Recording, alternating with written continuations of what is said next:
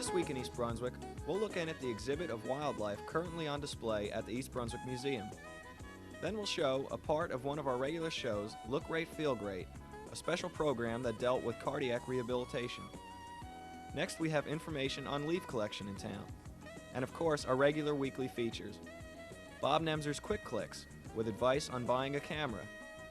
Ken Shalhoub's Health Facts. Today's topic is news in eye surgery. Adrian Eisner's Consumer Aware, with advice on choosing a baby photographer. And we'll finish with our weekly Township Council review. But first, here's what's on Channel 8 next week. Monday at 10 a.m., it's Look Great, Feel Great with Lenore Kulik, this time focusing on the art of breathing. At 10:30, it's For Art's Sake with Dolly Vasta and her guest from the Shoestring Players. Tuesday at 7 p.m., it's the monthly library program, Check It Out, produced by the Libraries of Middlesex. At 7:30, a review of the fall sports at East Brunswick High School on Sports Talk with John Megliero and his guest, Sentinel News sports writer Jimmy Allender. And at 8, it's About East Brunswick with Mayor Fox. This show focuses on the water supply system. Wednesday at 3, Stories from the Library for the kids. And at 8 p.m., it's The Arts, produced by the Middlesex County Cultural and Heritage Commission. And we'll be back next Thursday night at 7 and 8 p.m. with an all-new edition of This Week in East Brunswick. Check the Channel 8 guide for repeats of these shows. We had hoped to bring you some highlights of the Thanksgiving Day football game between East Brunswick and Colonia on today's show. However, as our camera crew and commentators are positioned above the press box out in the open, we were unable to videotape the game, which had been postponed to Saturday because of the rain. If the weather cooperates this weekend, we'll have highlights of this Saturday's Group 4 Central Jersey Championship game against J.P. Stevens on next week's show, in addition to the full game coverage. Be sure to check the Channel 8 program guide for the time and day.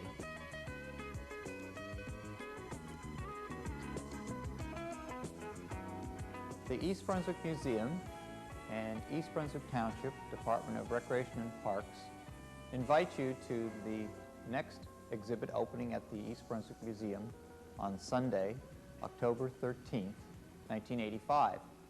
The exhibit, which is titled Wildlife in Our Landscape, A Space for All Species, will be a show featuring both wildlife animal displays and the artworks of wildlife artists of New Jersey. The show will run from October 13th, 1985 to Sunday, January 12th, 1986. Featured in the show will be animal specimens that were donated from various taxidermists and collectors in the New Jersey area, as well as the artwork of 9 New Jersey artists. Also specially featured in the program will be the artworks of John James Audubon, Alexander Wilson, and Charles Livingston Bull. The East Brunswick Museum is open on Saturdays and Sundays from 1:30 p.m. to 4 p.m. The museum will also be available for special tours and shows of the exhibit by arrangement. For more information about the show, its hours, and its programs, please contact Tom Schuster at 390-6982. We welcome you to the exhibit. We hope you'll visit it during its stay here at the museum. On one of our recent Look Great, Feel Great shows, host Lenore Kulik discussed exercising after a heart attack with her guest, Anthony Caramita, from the Raritan Bay Medical Center and founder of the Cardiac Rehabilitation Center. The center operates out of the Jewish Community Center of Middlesex County, located in Edison. We thought the information in this segment would also be valuable for our This Week in East Brunswick viewers. The program is held in a very beautiful and modern facility at the Jewish Community Center of Middlesex, located in Oak Tree Lane in Edison. They are a beneficiary of the Jewish Federation of Greater Middlesex, but the program serves the entire community regardless of race, creed, or color. And here we can see the modern facility. You really have state-of-the-art equipment there for your cardiology program. The program was designed to be as good as we could make it, and we really designed it from the beginning to have the best in terms of personnel and equipment to make it a safe and to make it a very effective program. What are they doing here?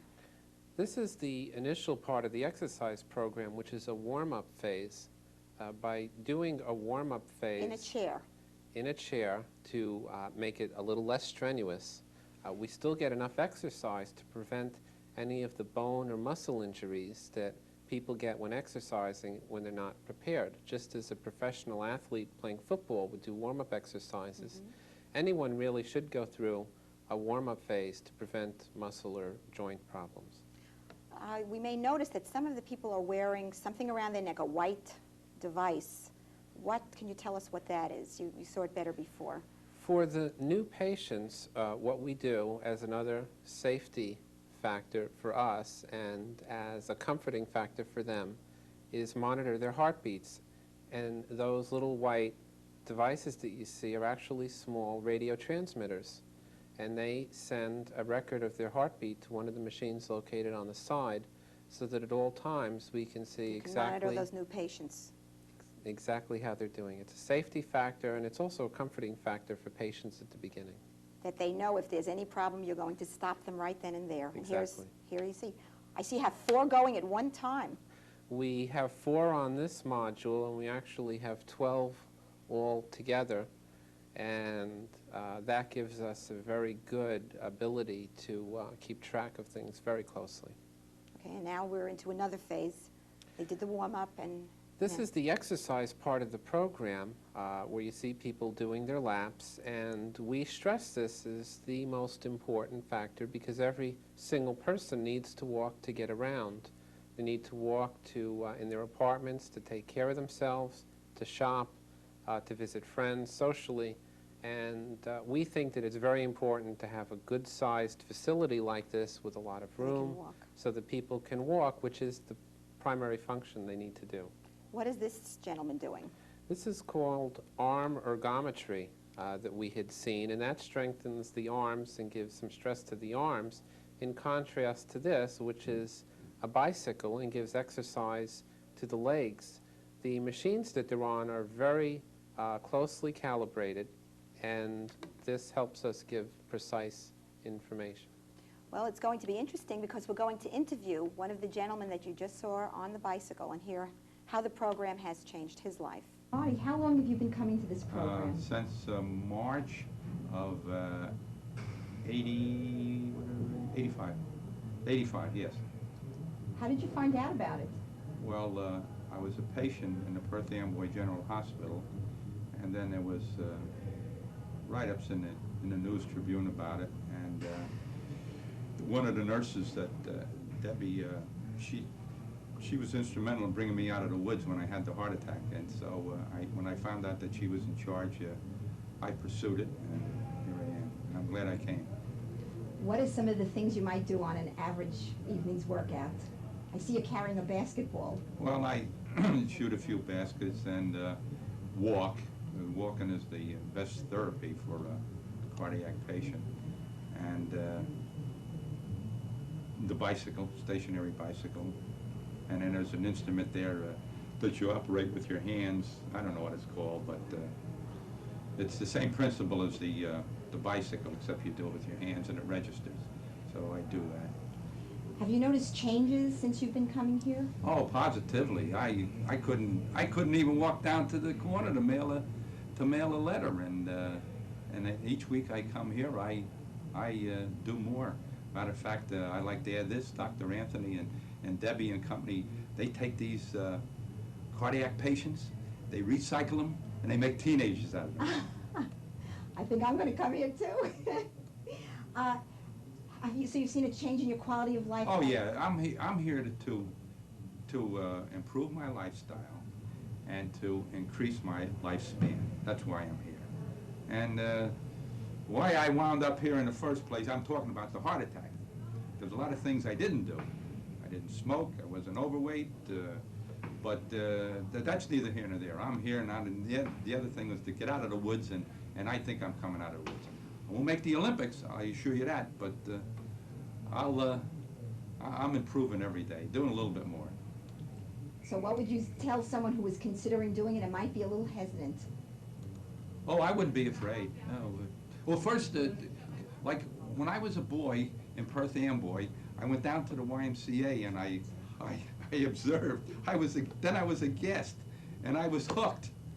And I would say if somebody is a little bit hesitant and come out here and let Debbie and Carolyn and the doctor show them around. And I'm sure that they'll answer any kind of questions they want. Positively. So nice to see such an enthusiastic response. I'd like to thank you for giving your time for this Well, it was a interview. pleasure. If it'll help somebody else, I'm for it. We noticed they also have many other recreational activities beside walking. And here you see the gentleman we just interviewed playing basketball.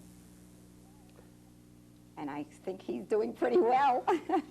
I wonder if he played this well before his heart attack. Well, that's very interesting. We think it's important, besides having formal exercises such as walking and bicycling, to have things that are just fun to do. So we have that beautiful swimming pool. Yes. We have the basketball courts, and we have miniature golf. We have other activities that are fun as well as good for you. Your point about Mr. Burns playing basketball is that many of our patients haven't picked up a basketball or baseball or even been in a pool sometimes for 10, 20, or even 30 years. And they take to it within the first week, and they just get back that enthusiasm for being more active and look at it as something that's fun as opposed to something that's really medical or a treatment. Well, it is fun. I noticed some were doing laps, and then that gentleman was doing exercise. You can't see, but there were people supervising this little area, telling them what they should be doing. We have a lot of personnel at the facility. We have a large staff, and there's always supervising people in the pool area as well as in the gym area at all times that there are patients there. I think the nurse is having a good time, too. It's an excellent staff. They're very competent as well as very nice people. They get along very well with the patients, and we're very lucky to have the patients that we have. They're a heartwarming group of people. They really work very hard to get there. They work hard at what they do. They work hard to make progress, and they're a very nice group of people to be working with. What's happening over here? Well, this is one of the many safety checks that we do. We record the heartbeat and the rhythm of the heart to see if there are any extra beats on every patient at every session, and we keep a permanent record of this in the patient charts. This lets us compare how the patient's doing today as opposed to how they were doing a week or a month ago. You mentioned that the activities are non-competitive. You had mentioned when I was at your facility. That's very important. The patients really are competing only against one person, and that's themselves. And that's if they smoke, to smoke less, if they walk, to walk more, and we try to eliminate competition. Okay. I'd like to show you another interview. This lady, Mary Doros. Mary, I understand that you're joined here with your husband. Can you tell me how that came about? I had a heart attack, 2 heart attacks, and then 2 years ago I had open heart surgery. And after the open heart surgery, I started going downhill and felt listless, and so I joined the program in Perth Amboy first. And I found out the exercises were helping me, and I felt my strength coming back, and I'm living a full life right now. In April, my husband had a heart attack, and he's just joined 2 weeks ago rehab because he saw what it did for me. And we're both so grateful for this because we felt our life was ended, and now we have a new beginning together. And he's fighting his way back so he can keep his job. Do you both do the same things, or do you each have a different workout? Well, I do a little more than he does because I'm in the program longer. But we do the same exercises, and we do them at home, too. How do you find that this has changed the quality of your life by coming here? More vitality, more pep, energy, whatever. We just feel like we're ready to live again. What would you recommend to someone else who was thinking of coming here and working out after their heart attack? I recommend it highly. Don't sit and get roots. Keep moving. Your body has to keep moving in order to work. Do you find that you've made other friends here as well? I see it seems like to be a social group. Yeah, we're like one big family. If somebody has a problem, we all know it, and we try to solve it for them. Do you find that the personnel is very accessible, that if you want to ask them questions, it's no problem? I see you have a lot of medical help here. They're fantastic. You can even call them at the hospital if you have a problem. And if they can't get to you that minute, they will call you back in a few minutes. Mary, thank you so much for giving your time. Thank you very much. If someone wanted more information about Heartline, where can they get further information? Well, they can call us at the hospital, at the Raritan Bay Medical Center, and we're happy to not only give information or answer any specific questions. If people were interested in seeing the program, as you can see, our patients like the company. Yes, they do. And we'd make arrangements for them. Dr. Karameter, I can't thank you enough for your time, your considerable time on this. Thank and you good very luck with the much. project. Thank you. Township leaf collection is currently on schedule according to the Department of Public Works. Although delays become more likely as winter weather approaches, here are a few reminders on leaf collection procedures. Residents are requested not to put their leaves at the curb until the weekend before their scheduled pickup date. Doing so can cause dangerous driving conditions and can result in a summons to the homeowner.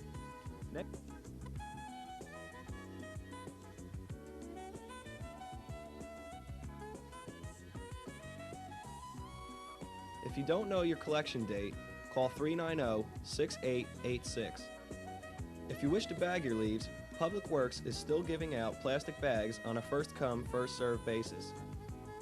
If leaves have already been collected in your neighborhood, the department will not return for a second pickup until after December 23rd, when all areas have been visited once.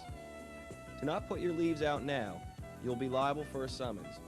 For further information, or to let the department know that you will need a second leaf pickup, call 390-6886.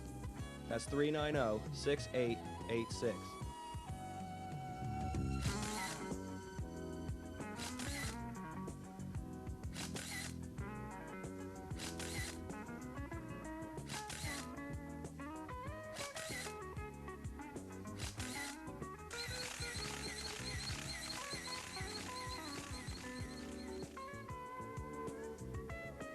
Hi, welcome to Quick Clicks.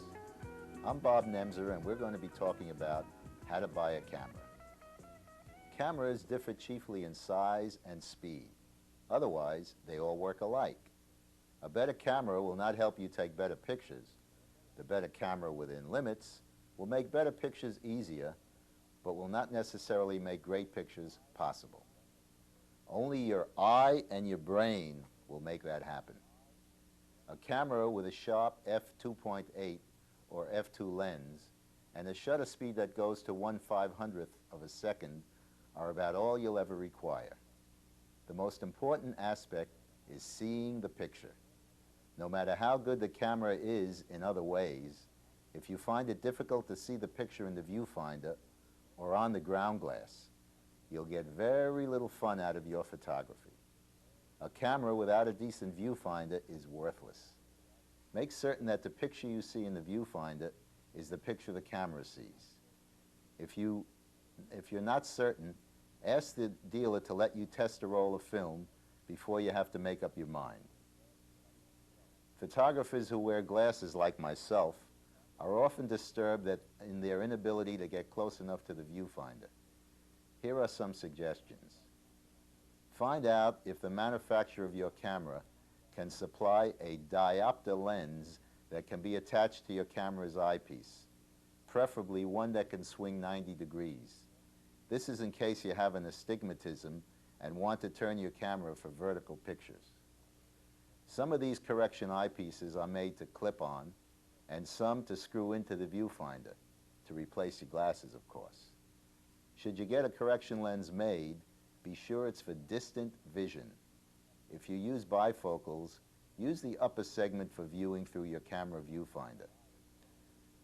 The fact that your eye is close to the viewfinder has nothing to do with it. You are still looking at a distant scene, optically. Perhaps a rubber cup can be found to fit your eyepiece, as it is for most movie and video cameras. This rubber cup would exclude extraneous light and soften the contact between your lens and the viewfinder. Like that. I'm always banging the lens, the viewfinder into the lens of my glasses.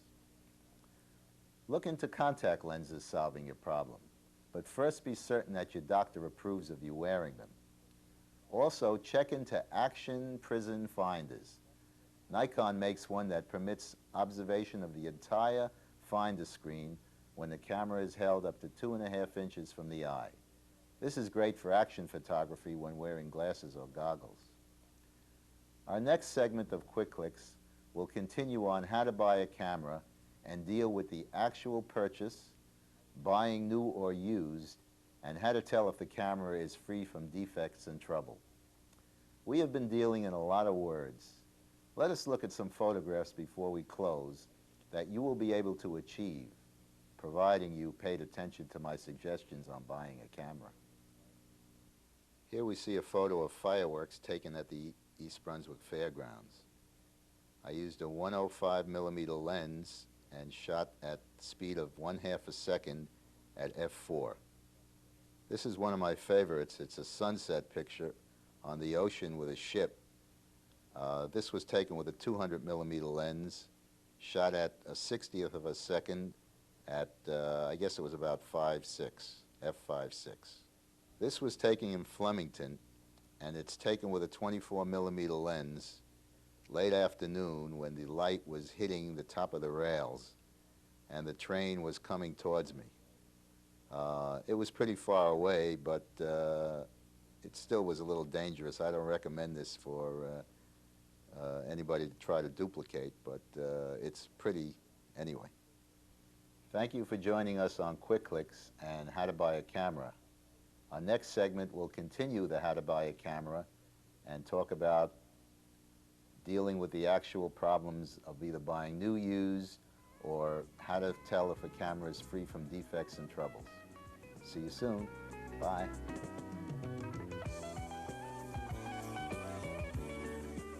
Some news on eye surgery. The long-term effects of the procedure known as radial keratotomy may be less stable than previously thought. Previous studies have found that the operation gives most people 20/40 vision or better, good enough to drive without glasses. And several reports have indicated that eyesight stabilizes permanently within a year of the operation. However, the new study by Michael R. Dietz of Bethany Medical Center in Kansas City, Kansas, and Donald R. Sanders of the University of Illinois, Chicago, shows that most of the eyes operated on in the 55 patients they studied continued to change 3 to 4 years after the operation, becoming more farsighted or more nearsighted. However, only about 1/3 of the changes were significant, since they couldn't study until after the changes were either made or not made, so in some cases the vision became better. Now, at this point there are better surgical techniques, so the operation is becoming more routine, but Perry S. Binder, editor of the Archives of Ophthalmology, cautions that the short-term success of a new kind of surgery clearly does not guarantee its long-term safety and efficacy. I'm sure there'll be more to follow on these studies. Thanks for watching Health Facts.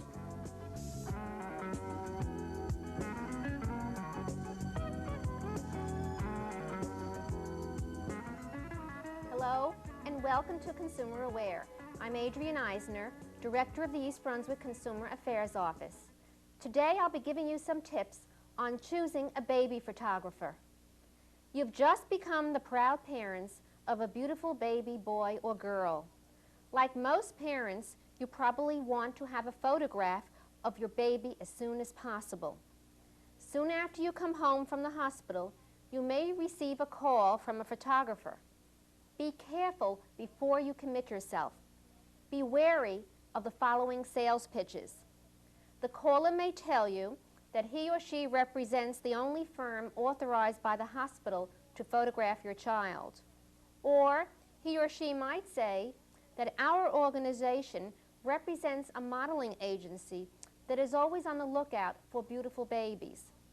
When the photographer comes to your home, you may be offered a special package deal, which includes a registration fee and a contract to photograph your child twice a year to update their files. This may cost hundreds of dollars. Be sure to carefully question such claims. Another caller may tell you that a friend or relative has purchased a gift that entitles you to a free photograph of your child. Ask what free means.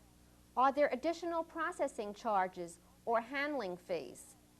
The New Jersey Consumer Fraud Act prohibits the offering of a prize if the consumer is required to make additional purchases. If you decide to have a photographer come to your home, remember that most salespeople work on commission. They may urge you to purchase expensive extras in addition to the free photograph. Before you buy any photographs, consider these suggestions. Comparison shop first. Check references and ask for samples of work. Decide if you want or need professional pictures of your infant. Some professional photographers believe that a child under the age of 6 months may be adequately photographed by an amateur. Do not let a stranger into your home on the basis of a telephone solicitation without thoroughly checking his or her credentials. If you are solicited to have your baby photographed at home, think it over carefully. Find out what your obligations will be. Read any contract or form carefully before signing. Remember that according to federal law, there is a 3-day cooling off period for any contract over $25 signed in your home. You have the right to change your mind within 3 business days following the signing.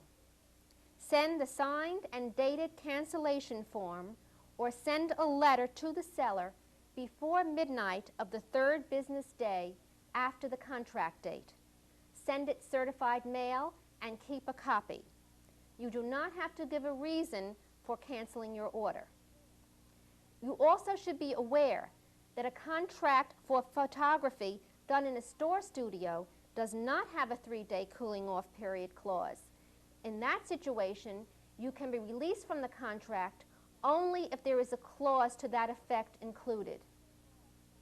If you have any further questions about selecting a baby photographer, please contact us at the East Brunswick Consumer Affairs Office. We're there Monday through Friday from 9 a.m. until 5 p.m. Our telephone number is 390-6954. Thank you for joining me on Consumer Aware. I hope I'll be seeing you again next week. At this week's Town Council meeting, the Council adopted a resolution recommending that the Planning Board investigate the Tower Center area for blight. Township Administrator Gregory Fahrenbach explained that the term blighted may refer to the inability of property to function, and that in the Tower Center case, the Planning Board may determine that severe traffic problems constitute a blighted situation. If the Tower Center area is blighted, the township would receive a percentage of the developer's gross revenue instead of taxes. Under this plan of action, the Town Council would suggest that the developer of Tower Center form a nonprofit corporation. Once formed, this corporation will be obligated to pay an in lieu of tax fee to the Township of East Brunswick under the Fox Lands Law. At this point, the Board of Education would qualify for state aid to compensate for the loss in tax revenue from the blighted Tower Center. During the action portion of the meeting, the Council passed a resolution authorizing an emergency contract to repair East Brunswick water utilities. Also, a resolution against the proposed widening of the New Jersey Turnpike from Exit 8A to Exit 9 from 6 lanes to 12 was passed. Councilman John Runyon, a member of the special committee to investigate the proposal, said, information will be sent to residents whose property might be involved. Township Planner William Tanner worked up a worst-case scenario for the committee, allowing for the most devastating consequences. He provided the committee with 1,400 names of residents who may be affected if the widening takes place. The committee will investigate the need for an environmental consultant and an attorney to help fight the Turnpike Authority on this issue. Council President O'Connor suggested that concerned residents write to Governor Kane. If 1,000 of you write letters, maybe something will be done, said O'Connor. Governor Kane has the final say in this matter. That's all for this week. Thanks for watching.